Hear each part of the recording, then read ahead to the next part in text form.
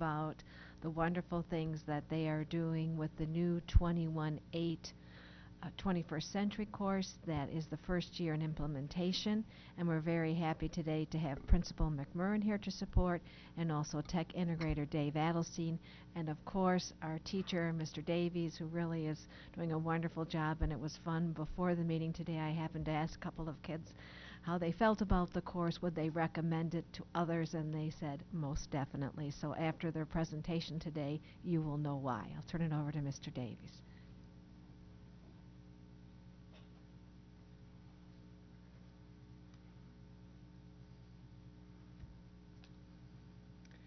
Hello, my name is Brad Davies, and I'm a second-year teacher teaching the 8th grade 21st Century Skills class at White Lake Middle School. Tonight we'll be giving you a quick status update as to what's happening in our 21st century classroom. Before I get started, I would like to thank the board for giving us this opportunity to present tonight's meeting. I would also like to mention that what we are presenting tonight is not just the result of the hard work from the White Lake Middle School staff and students, but also my other 21st century colleagues at Muir and Oak Valley, as well as John Trevernier, the tech department, and of course our tech integrator, Dave Adelstein. I would also like to thank our principal, Mrs. McMurrin, for her continued support of our program.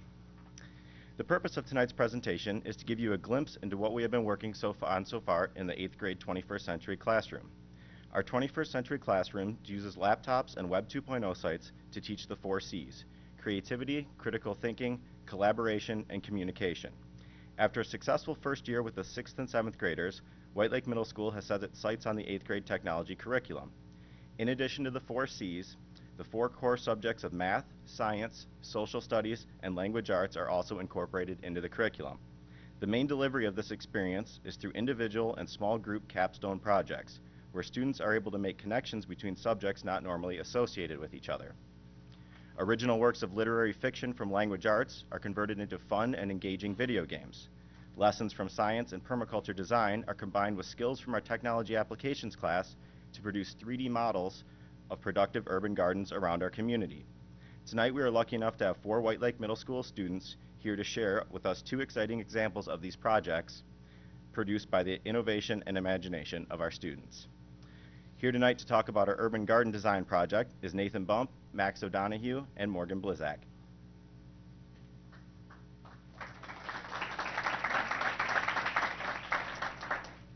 At the beginning of this project, we learned about many large-scale problems that we are facing in the world today. These problems included rising energy costs for heating, cooling, and transportation, deforestation and the loss of wildlife habitat, our current food production system, which uses 10 calories of oil to create 1 calorie of food, the fact that our food travels an average of 1,500 miles to get to our plates, and by that time has lost a significant portion of its nutrients. Another problem that was identified was the decline of the local and state economy. After identifying these problems, we were split up into groups based on our interest in researching these problems and what solutions we could find. At first, the task seemed overwhelming. How were we supposed to find solutions to such huge problems? What could we do about such colossal problems as deforestation and energy costs? Then Mr. Davies shared with us one of his favorite quotes from Bill Mollison. While the problems we are facing in the world are increasingly complex, the solutions remain embarrassingly simple. This led to us having a class discussion where we identified each of the problems we were researching and how we could create our own solutions to them. We determined that we can't fly to the rainforest and stop people from cutting down trees, but at the same time they can't fly here and prevent us from planting trees. We can't change the fact that food is shipped globally, but we can make an effort to eat and produce locally, where food travels feet, not miles, to get to us. This also has the benefit of being more nutrient dense and helping the local economy.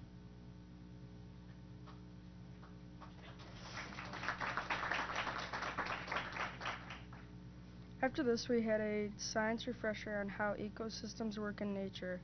We were then introduced to permaculture, which is a design system of mimicking natural ecosystems to create human needs. With the how-to figured out, our task seemed less overwhelming and more achievable. From here, we moved on to the design of our school gardens. With each group working on a separate piece, that would later be combined into one large design of our school ecosystem. We took measurements, pictures, videos, and used 3D CAD software to create working models of our designs.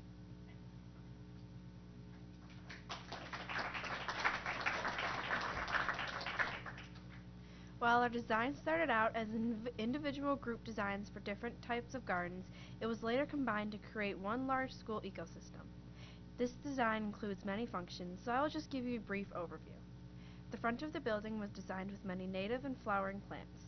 These plants will increase wildlife habitat, create fragrant smells, and be a nice visual greeting to students and guests.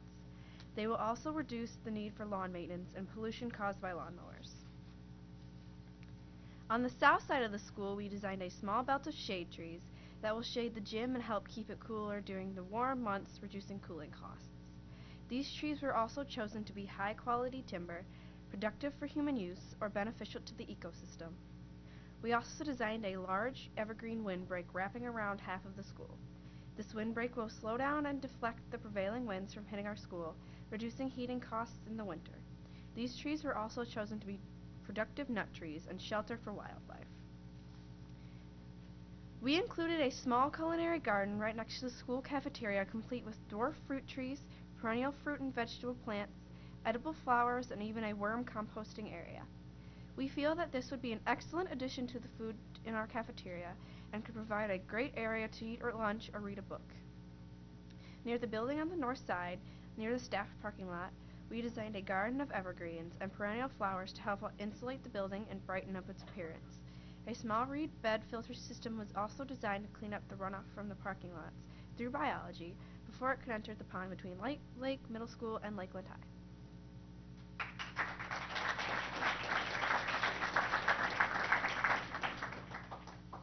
It is our hope that future students in the 8th grade 21st Century Skills class at White Lake Middle School will continue moving this project forward.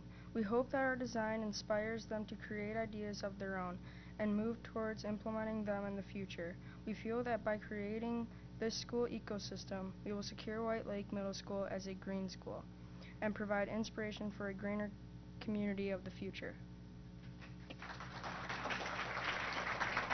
Thank you, Max, Nathan, and Morgan. Another fun and engaging project that we've done in our 21-8 class this year is a video game design. Here tonight to talk with you a little bit about that is Corey Dubin. One of our first projects this semester in Mr. Davies' 8th grade 21st Century Skills class has been to create an original video game. Right off the bat, this got all of our attention because most of us enjoy playing video games in our free time. We were introduced to the actual process the video game industry uses to create the games we know and enjoy today. Like most projects, we began with a brainstorming session to generate ideas on what our game could be.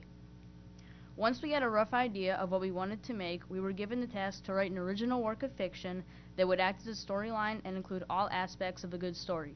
Setting, plot, character development, twist, and a strong conclusion were all required, just like they would be in our language arts class. While the writing assignment felt similar to what we would expect in our ELA classrooms, there was one major twist. We would actually get to make the story come alive. By using an online video game creation platform called Sploder, we were able to create our fantasy story in virtual space and share it with our friends. Being able to see our stories come to life was very motivating for us and helped us push through some of the daunting tasks of finding and fixing bugs. The next step of our project was to create and edit a video advertisement of our game using actual gameplay footage.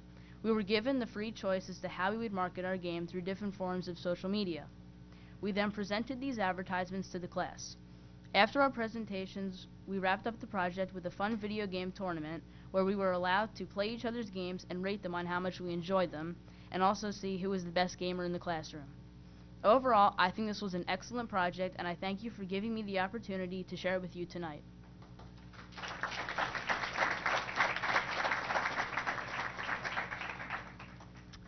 As 21st century educators, we encourage students to embrace the ever-changing nature of technology.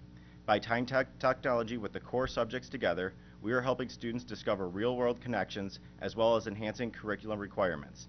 Upon exiting the 21-8 classroom at White Lake, our students will have the skills necessary to approach complex problems with an open mind, work collaboratively with others, and seek out solutions-based technologies to real-world problems. I'd like to thank the board for giving us this opportunity to share with you tonight, and also a special thanks to our students and parents for taking the time out of their schedules to be with us. Thank you.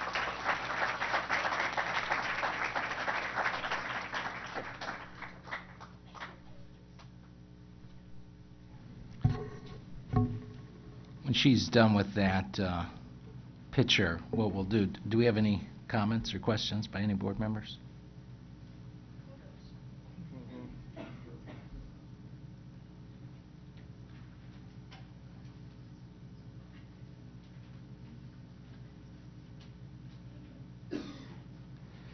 I'd like to know where these teachers were when I was in 8th grade.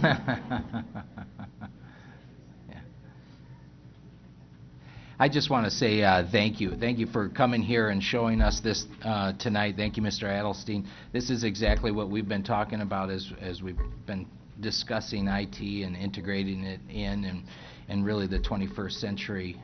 And this is exactly what we were expecting is to have language arts, problem solving, science. You've got design integrated into this. And we've heard many times from the other administrators, it's about relationship, relevance, and rigor. And you certainly have incorporated all three of those in the projects